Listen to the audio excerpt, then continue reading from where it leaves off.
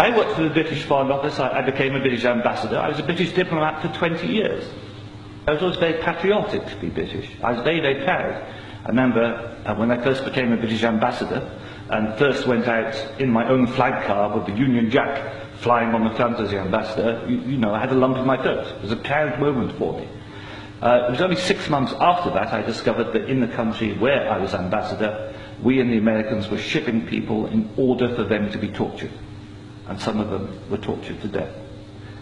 Now, as you may imagine, my worldview changed.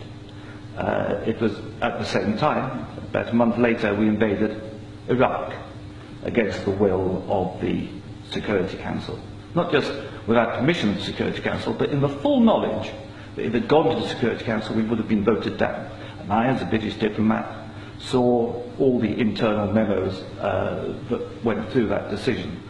I know for certain, I used to be head of the FCO unit that monitored Iraqi weapons of mass destruction. But I know for certain, I can tell you, that they knew there weren't any. It wasn't a mistake, it was a lie. I think it is impossible to be proud of the United Kingdom. I think when we invaded Iraq, we did to the United Nations what Hitler and Mussolini did to the League of Nations. And I think what we've done since, where the truth is often much hidden in the bombing. If you look at Libya, disaster now, we bombed it. We killed 15,000 people when NATO bombed Sirte, something they never told you on the BBC. And did we make it better? No. I saw in Uzbekistan, I saw the gas contract signed by Enron, and a company called Unocal, which George Bush Sr. was on the board, to dig out gas pipelines from Uzbekistan and Kazakhstan over Afghanistan down to the Indian Ocean. That was actually what the Afghan war was about. They'd actually had talks with the Taliban and Unocal to see if the Taliban would provide pipeline security.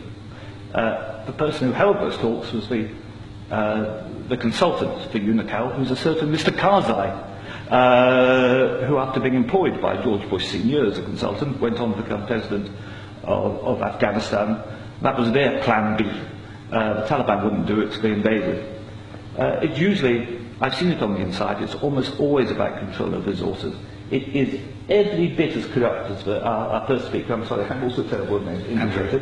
You are absolutely right, Andrew. And I can tell you it's not an academic construct. The system stinks.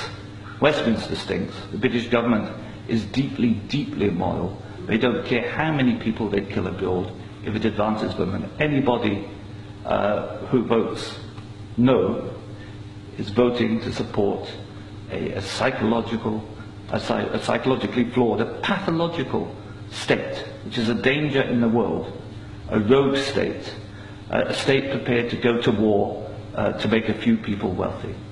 That's why I say it's not possible to be a decent person and vote no, and we shouldn't be ashamed to say that.